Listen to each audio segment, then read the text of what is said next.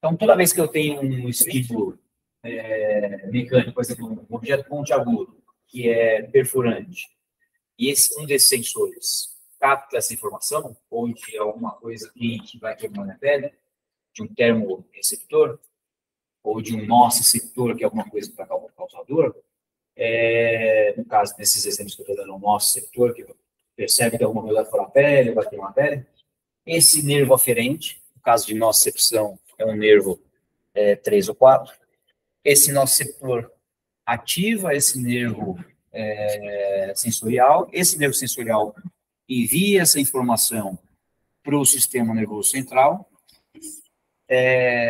Existe uma diferençazinha, por exemplo, quando é uma coisa muito... Faço um parênteses aqui, tá?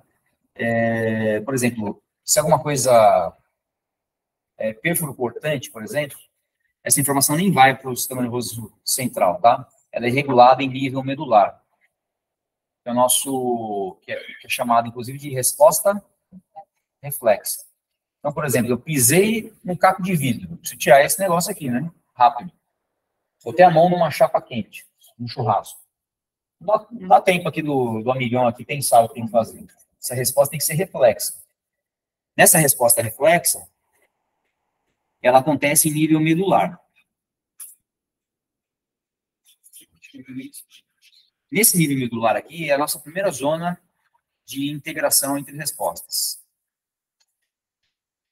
que é a nossa resposta reflexa.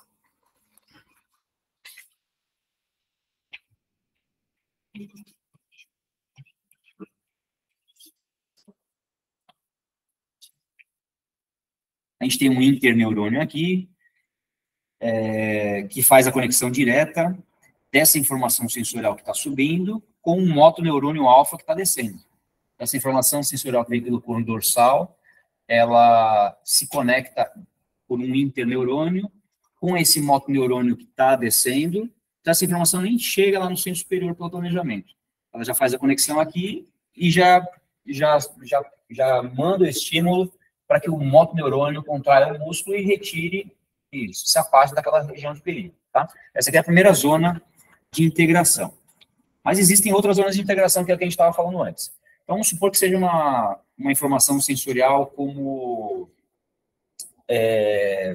informadas pelos receptores sinestésicos. Por exemplo, eu estou em um carro, inclusive é verdade, né? O carro arriou a bateria, uma semana, tem que empurrar. Tem que empurrar, opa, vou empurrar o carro. A força está pequena. Preciso botar mais força. Esse tipo de informação sensorial, eu estou fazendo força, não está se movimentando o carro, preciso fazer mais força. Como é que a gente planeja isso? Como é que a gente entende que a gente precisa fazer mais força? Os receptores sinestésicos mandam informação de que, olha, o objeto que você está tentando deslocar não está deslocando. Essa informação é enviada, então, para o sistema nervoso central, onde que essa informação faz conexão? A gente tem uma zona de conexão aqui no tronco cerebral, que eu já escrevi isso, inclusive, né? Então, vamos botar aqui, ó, integração 2, porque a integração 1 foi essa aqui, ó, integração 1, que é em nível medular. Integração 1, integração 2, e alguns desses nervos também possuem projeção para essas regiões subcorticais, principalmente a região talâmica. Então, a região do tálamo é uma outra zona de integração. Vou chamar de integração 3. Então, integração 1 é uma integração onde a informação aferente... O que eu estou chamando de integração? A integração é entre a informação aferente e a resposta efetora. Então, vem uma informação aferente, sensorial, e a resposta efetora. Acontece uma em nível medular, que é a resposta reflexa. Acontece outra em nível de tronco cerebral, que eu estou chamando de integração 2, e uma talâmica, que eu estou chamando de integração 3. Ou dessas que não são reflexas, Eu não sei se é o momento, mas eu queria tirar uma... Sempre é. O momento é agora de manhã. Eu me esqueci também. Fiquei matando. No caso de inibição de alguns desses receptores, como que é o comportamento dos outros? Em que sentido? Por exemplo, no caso de inibição do receptor, de alguma forma, como que se comportam os outros receptores? Eles são especializados na resposta que você que ele tá especializado. Então, por exemplo, se você de alguma maneira tem alguma inibição, por exemplo, do nosso receptor, por algum momento, por algum problema, por alguma coisa você inibiu o nosso receptor, por alguma resposta analgésica. Os outros receptores, eles são especializados, eles não têm, não recebem, não têm influência por conta disso. Eu aumentaria, por exemplo, no clínico, mas sabe, de uma forma comportamental, assim, como... Me fugiu a palavra, mas a força, assim, do outro. Por exemplo, você está dando esteira e falou, você consegue ver que ela está se mexendo, você consegue sentir no pé que ela vai te movimentar o tipo externo, aí você apaga a luz e ele se movimenta, você sente muito mais o pé. Você sente muito mais o mecanismo. Mas você sente, mas não que a sua resposta sensorial seja... Porque, assim,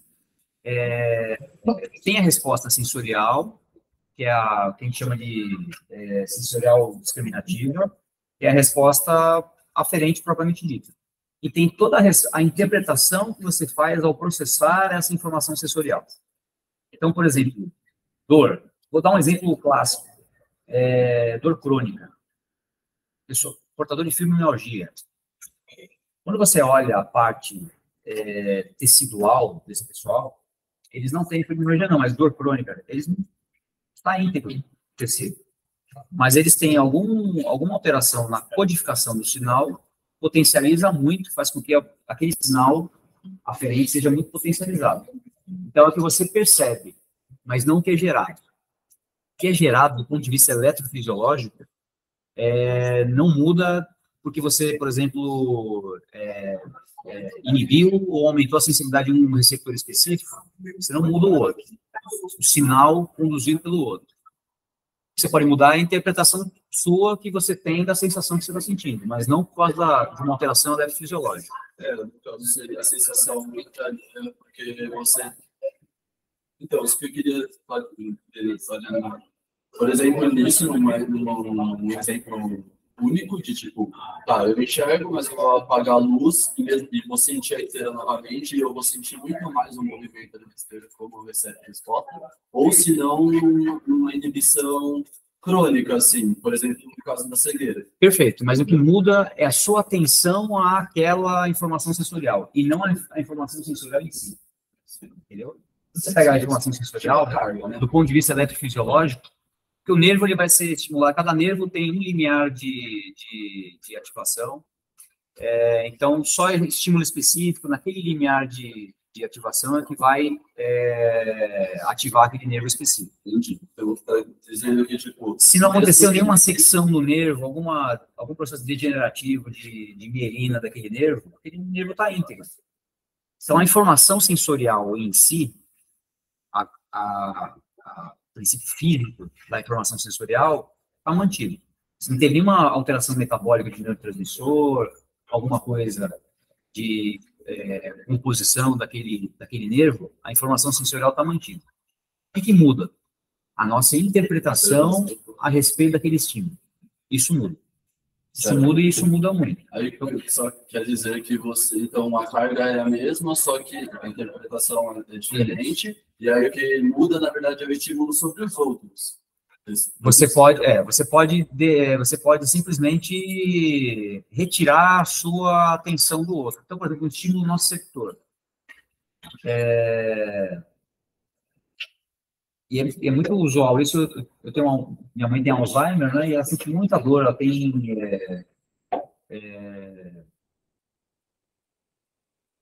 inclusive, acho que eu também estou precisando procurar um médico. Ela tem... Eita, não tinha um processo degenerativo de articular? Artrose. Ela tem artrose pesada. E, assim, às vezes ela sente muita dor. Às vezes ela sente uma dor que é controlável. Aí você pensa, por que sente dores diferentes no mesmo problema? O processo degenerativo está igual. Articulação, se você fizer um exame de imagem hoje ou amanhã, ele vai dar exatamente o que ele deu hoje. O processo degenerativo é igual. Então, a informação sensorial é a mesma. A nossa receptiva é a mesma. Mas porque um dia ela está sentindo uma dor muito forte, e no outro dia ela está com uma dor muito fraca. Muitas vezes é por algum efeito emocional. Tristeza, às vezes está mais motivado, às vezes está mais alegre. Isso muda a percepção que a gente tem, por exemplo, de dor. Ou foco. Então, muitas vezes, o que eu faço? Quando a dor é muito forte, o que eu faço? Eu distraio ela com alguma outra coisa que ela gosta de fazer. Pronto, a dor diminui. A informação sensorial é a mesma, mas ela tirou a atenção da dor especificamente e começou a focar em outra coisa. Tem um exemplo muito singelo, assim, que me veio na mente, quando eu, por exemplo, me machucava, estava jogando e caía e machucava o joelho direito. Aí, ficava chorando lá, aí minha mãe chegava e tal, esse tá doendo e tal. E ela vinha e dava um beliscãozinho no outro. Aí eu falava do outro. Ela falou, a dor do outro passou? Exatamente isso. A gente tem capacidade limitada de atenção, de foco sobre as nossas sensações. Inclusive, a ideia é que a gente tem a capacidade de focar em apenas um atributo, em apenas um construto psicológico. Então, por exemplo, dor, vou focar na dor. Obviamente que assim, não é 0 a 100%, mas música com dor. Ou eu foco na música, ou eu foco na dor. É que é óbvio que você pode escutar música sentindo dor, mas que a cada unidade de tempo, que a gente pudesse separar o tempo em cada unidadezinha, em cada unidade só tem foco uma informação qualitativa, uma informação de percepção. É que ao longo do tempo você vai sempre modulando uma coisa com a outra. Mas é isso, a informação sensorial, ela só pode ser alterada com, por exemplo, se tem algum processo degenerativo que de alguma maneira interferiu na mielinização do nervo, o nervo foi seccionado ou não, ou tem alguma alteração metabólica, por exemplo, com síntese de neurotransmissor, aí você altera a informação sensorial, porque aí você altera, por exemplo, a frequência de disparo desse nervo. Se não aconteceu nada disso, tem um processo patológico, né, uma alteração ali, o que muda é a nossa interpretação daquela informação sensorial. Aí isso muda. Isso muda. É uma coisa, você vai sentir, por exemplo, se você tivesse que carregar lixelagem. Todo mundo aqui de lixelagem? Todo mundo deveria fazer uma vez na vida. Para ver o que é esses casos maus. Lixelagem. Uma segunda chuvosa é muito mais pesado do que lixelagem em um sábado de churrasco. É a mesma ação. É a mesma laje, é o mesmo trabalho físico que tem que fazer. Mas a interpretação do quão desgastante é aquilo muda, não é? Você pega na segunda chuvosa. Não, na segunda chuvosa pesa mais, pô. Porque a água da roupa já faz conta. Foi o que eu falei. No sábado que só tu vai fazer sem camisa. Fazer sem camisa, casamento? Foi o que eu falei. Por razões diferentes. Tudo bem? Então, essas regiões aqui são responsáveis por integrar essa informação sensorial. Uma vez que elas receberam essas informações sensoriais, a gente também tem nervos aqui no tronco cerebral e também na região hipotalâmica que se projetam seus axônios em direção ao córtex cingulado anterior e córtex pré-frontal. Então, essas regiões todas estão todas conectadas. Então, quando você tem a informação sensorial acontecendo, essas regiões aqui, que são regiões de integração, elas informam as regiões frontalizadas do córtex, ou córtex pré-frontal, para planejar um movimento. E aí, como é que o córtex planeja um movimento? Planeja, na verdade, o número de disparos de potencial de ação. Como é que ele planeja? Ele dispara mais ou menos. Potencial de ação. Então, ele vai mandar mais informação elétrica do que um potencial de ação. Informação elétrica, né? Você tem ali uma operação química de substâncias que são carregadas eletricamente, sódio e potássio, e quando você tem um potencial de ação, você tem o deslocamento desses elementos químicos carregados com cargas positivas, que percorrem toda a membrana do nervo. E aí, então, nós somos um circuito em constante curto. A gente tem carga elétrica, a gente tem corrente elétrica em todo o corpo. Por isso que nós somos vivos. E aí, quando o córtex motor prepara o movimento, ele descarrega mais. Ele aumenta a ativação daquela região que é responsável pelo comando motor. Uma vez que essa região tem uma ativação maior, qual que é a consequência dela? Como ela tem sinapse com o nervo motor, ela dispara o nervo que está a seguir, que é o nervo motor. E o nervo motor é assim disparado lá para o músculo no qual ele inerva. E o músculo faz o quê? Tomei choque, vou contar aí. Se a gente tivesse que dar uma humanizada na história, o músculo fala, opa, tomei choque, vou contar aí. Tudo bem até aqui? Sim ou não? Então, quando você vai fazer um exercício, nesse modelo clássico do exercício, você já sabe que você vai ter que fazer exercício. Afinal de contas, foi você que procurou o médico profissional, você já sabe que você vai ter que fazer exercício. Então, você já tem a informação contextual, mas quando o exercício de esteira vai começar, o tapete vai começar a rolar, você vai ver a sinalização visual no monitor da esteira, o avaliador vai te informar, então você tem uma informação contextual complexa e completa, dizendo, opa, eu preciso me movimentar. Todo esse sistema de aferência informa, então, as regiões superiores, com essas conexões aqui. A única que não participa desse exemplo que eu estou dando é essa reflexa aqui, a não ser que você, na esteira, tenha algum prego ali para cima que você pisou e você precisa tirar rapidamente. Se não, é todo esse ciclo aqui que acontece. Então, a informação sensorial é enviada para os centros superiores. Os centros superiores que recebem essa informação projetam isso para a região de planejamento, córtex pré-frontal, muito, né? O órbito-frontal, córtex anterior singular, são todas regiões. Essa região frontal aqui, que desenvolveu no processo evolutivo do humano, que é responsável por nós estarmos aqui. Nós não estaremos aqui. É responsável por racionalizar, dar sentido racional às coisas que a gente faz. E, do ponto de vista motor, é responsável por planejar o motor com essa complexidade que a gente tem. É diferente o homem do cachorro? Porque o homem joga futebol, o homem pratica esporte, o cachorro não. Tem os cachorrinhos que até jogam futebol e é bonitinho. Mas não joga nas regras que a gente conhece, né? Então, os outros mamíferos produzem gesto motor? Produzem, mas de uma maneira muito mais rudimentar que nossa. Nós produzimos gesto motor complexo, de alta complexidade. Por quê? Porque a gente tem um gerenciador aqui bastante grande, complexo e desenvolvido. E aí esse gerenciador ativa um potencial de ação que percorre agora essa fiação, né, esses cabos que conduzem o sinal elétrico lá para o músculo.